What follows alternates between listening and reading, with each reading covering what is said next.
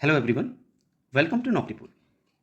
Friends, जैसा कि मैंने आपसे वादा किया था कि मैं आसाम हिस्ट्री का सीरीज़ आपके लिए लेके आऊँगा, तो आज से हम स्टार्ट करने जा रहे हैं हिस्ट्री ऑफ आसाम का सीरीज़। तो ये सीरीज़ जो है आपके लिए अपकमिंग एडीआरई का exam, Assam police, DME, APSC या फिर आप आसाम गवर्नमेंट की किसी भी कॉम्पिटिटिव एग्ज़ाम की अगर आप तैयारी कर रहे हैं, तो इस कंटेंट के द्वारा आपको आसाम हिस्ट्री को समझने में काफ़ी मदद मिलेगी। तो चलिए बिना देर के हुए शुरू करते हैं आज का हमारा आसाम हिस्ट्री का पहला क्लास। देखिए, nomenclature. So what is nomenclature? तो देखिए, नोमेन कल्चर का मतलब होता है जो भी किसी भी जगह, किसी भी प्लेस का जो नाम पड़ा, वो नाम क्यों पड़ा, कैसे पड़ा और क्यों पड़ा। जब हम उसके बारे में स्टडी करते हैं तो उस स्टडी करने के जो नियम है, जो प्रथा है, उसको नोमेन कल्चर कहा जाता है। सो हमारे नोमी कल्चर, तो देखिए महाभारत में हमारे असम को प्राग ज्योतिषपुर के नाम से जाना गया है। तो देखिए पराग और ज्योतिष ये दो शब्दों का समूह है, प्राग और ज्योतिष, और पुर का मतलब होता है शहर या नगर।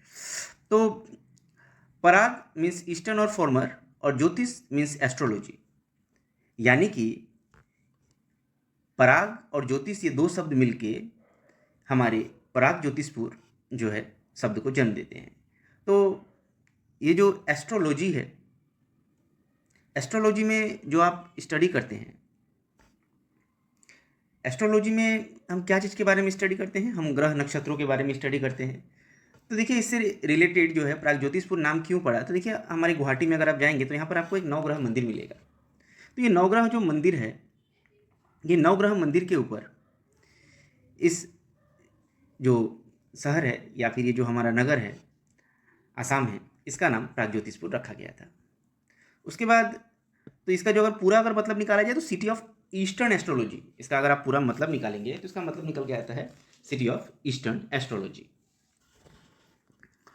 तो पुराण तंत्रिका में और भी एक नाम का जिक्र आया है जो कि है कामरूप। ये कामरूप जो नाम है वो कामदेव के नाम से आया है। तो इस स्टोरी को आप जानते ही होंगे कि कामदेव जो है वो भगवान शिव की तपस्या भंग करने के लिए जो है एक बहुत चेष्टा किए, और जिसके बाद जो है भगवान शंकर का जो ध्यान है वो भंग हो भी गया, और फिर जो है कामदेव जो है उनसे भगवान शिव जो है वो गुस्सा हो गए और उनको अपनी तीसरी आंख से उनको जला दिया, भस्मीभूत कर दिया। जैसे ही कामदेव की पत्नी जो थी रति, इनका नाम है, उनको ये बात पता चला तो वो भगवान महादेव के पास गए। देखिए भगवान महादेव जितने जल्दी गुस्सा होते हैं उतने जल्दी शांत भी हो जाते हैं। तो उन्होंने कामदेव को फिर से एक नया रूप दिया है, तो जिसके कारण हमारा और एक जो नाम मिलता है इतिहास में, कामरूप, ये भी मिलता है। और तीसरा एक नाम है असम, जो अहोम के आगमन के बाद हमारे असम नाम का जिक्र आपको देखने को मिलेगा।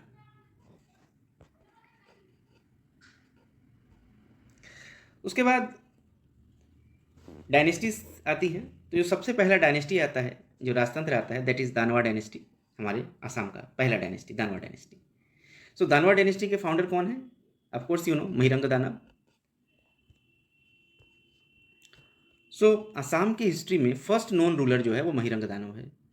सो ये बोरो ओरिजिन कहा जाता है इनको, और इनके बारे में जो है कालिका पुराण में मेंशन किया गया है। तो कालिका पुराण में एक माइकबोंग पर्वत का नाम जिक्र में आता है। ये माइकबोंग पर्वत, अगर आप गुवाहाटी से शिलोंग जाएंगे तो गुवाहाटी से शिलोंग जाते वक्त बेलतोला, जैसे ही आप बेलतोला को पार करेंगे उस समय ये आपको मिलेगा, ठीक है, माइरोंग पर्वत। सो दैट इज़ उनके नाम पर ही, महिरंग दानव के नाम पर ही ये माइरोंग पर्वत रखा गया है। उसके बाद महिरंग दानव के बाद हटकासुर, फिर सांबासुर आए, रत्नासुर आए, और आखिरी में घटकासुर का जिक्र आता है। तो घटकासुर को जो है किल्ड करके ये नरकासुर राजा बनते हैं। घटकासुर को किल्ड करके कौन राजा बनता है? नारकासुर राजा बनते हैं।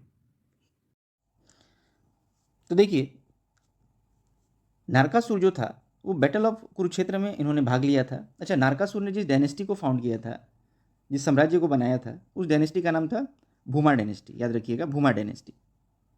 तो इसका डायनेस्टी का नाम जो है वो भूमा डायनेस्टी क्यों पड़ा? क्योंकि इसका जो जन्म है वो अर्थ से हुआ था, यानी धरती से हुआ था।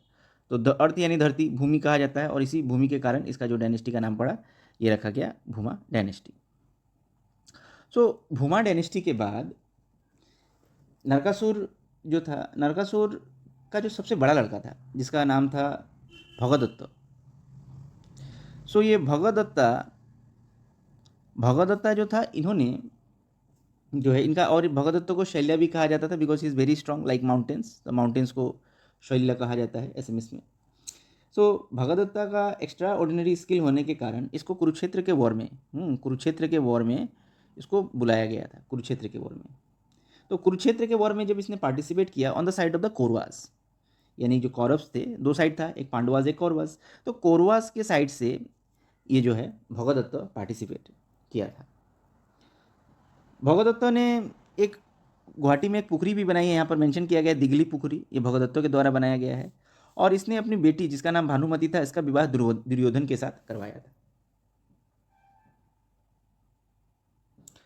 और भगदत्ता की मृत्यु होने के बाद जो है वज्रदत्ता ने सिंहासन हासिल किया था।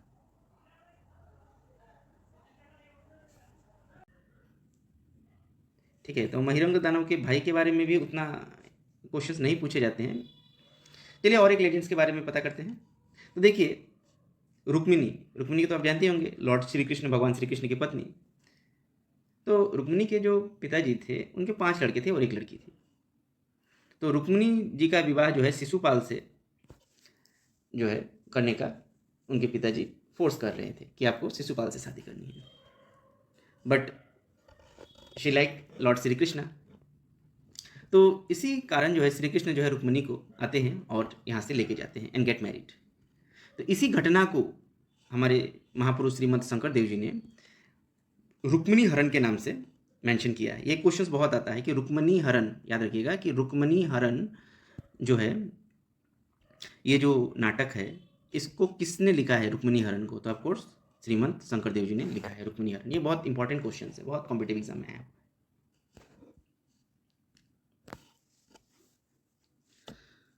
तो देखिए और एक कहानी आता है लॉर्ड कृष्णा का जो फायरस बैटल है बानासुर के साथ।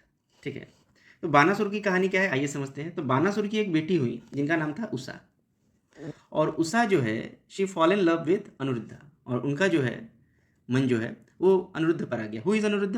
Anirudh is the grandson of lord Shri Krishna. ठीक है, नाती थे श्री कृष्ण के वो। उषा की ही एक मित्र हुई जिनका नाम था चित्रलेखा, और चित्रलेखा ने ये इन्फॉर्मेशन जो है, she is also a musician and good artist also. तो इन्होंने अनिरुद्ध के बारे में जानकारी जो है उषा को दी, और उनको एक सुंदर से युवक का चित्र भी बना के दिखाया, और जिसे देख के उषा मुग्ध हो गई।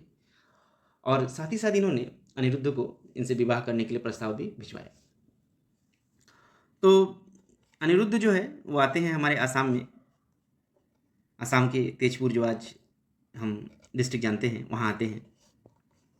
तो देखिए इस घटना को एक रेफरेंस बुक का मैं सहारा ले रहा हूँ असुरा डायनेस्टी के बारे में बताने के लिए। ये जो कहानी अभी मैं बताऊँगा थोड़े और डिटेल्स में बता रहा हूँ आप लोगों को। देखिए असुरा डायनेस्टी में जो है मारीची, कश्यप, हिरण्यकश्यपु, प्रहलाद, विराचना, बाली और बाना, ये सब जो है राजा हुए, जिसमें बानासुर का जो कहानी है वो बहुत इंटरेस्टिंग है।